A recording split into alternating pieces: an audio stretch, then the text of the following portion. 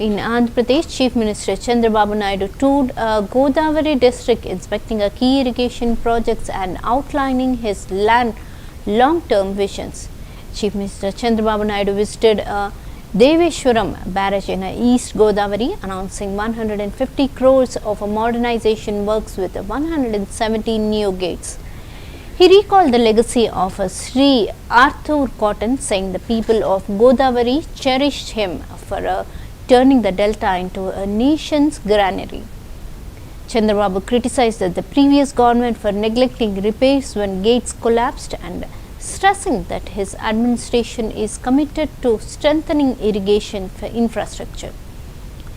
He reiterated his promises to the complete Polavaram projects before the upcoming Godavari Pushkaralu and decided to do it in the nation and outlining the vision. The CM said that the Andhra Pradesh will be transformed and Swarna Andhra Pradesh by 2047 with 36 major projects. He highlighted achievements like supplying Krishna waters and Rayalaseema through Pattisima. Rajamahendravaram పోలవరాన్ని కలుపుతూ అఖండ గోదావరి ప్రాజెక్టుకు నిజ స్వరూపం తీసుకొస్తాం. రేపు రాబోయే సంవత్సరమే మనకు గోదావరి పుష్కరాలు వస్తున్నాయి. ఇదొక చరిత్ర. గోదావరి పుష్కరాల కంటే ముందే పోలవరం పూర్తి చేసి జాతికి అంకితం చేస్తామని ఈ సభలో మీ అందరికీ విజ్ఞప్తి చేస్తున్నా. నేను అందుకనే 3 కార్యక్రమాలకి ఇక్కడికి వచ్చాను. ఒకటి, మీరు చూస్తే గోదావరి డెల్టాకు కీలకమైనటువంటి ధవళేశ్వరం బ్యారేజ్ గేట్లన్నీ ఆధునీకరణ చేయడం, 153 కోట్లు, 117 గేట్లు ఇవి పెట్టడమే కాకుండా పూర్తిగా మరమ్మతులు చేసి ఈ ప్రాజెక్ట్ని కాపాడే బాధ్యత తీసుకున్నాం.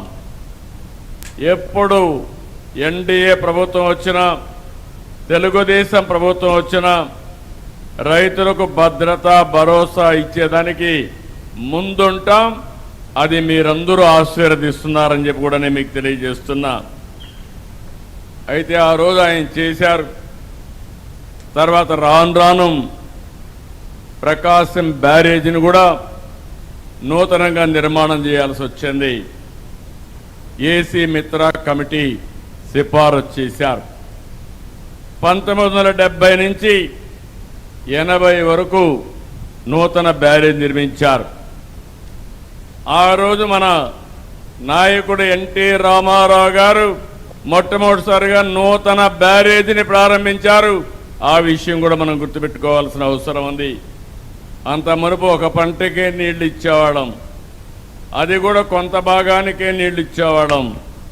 దీనివల్ల 2.9 టీఎంసీ నీళ్లు నిల్వ చేసి 32.28 లక్షల క్యూసిక్స్ వరద తట్టుకునే విధంగా ఆ నిర్మాణం జరిగింది.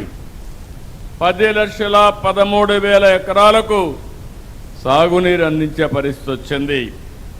ఈస్టర్న్ డెల్టా 2,81,000 ఎకరాలు, వెస్ట్రన్ డెల్టా 5,30,000 ఎకరాలు, సెంట్రల్ డెల్టా 2,01,000 ఎకరాలు.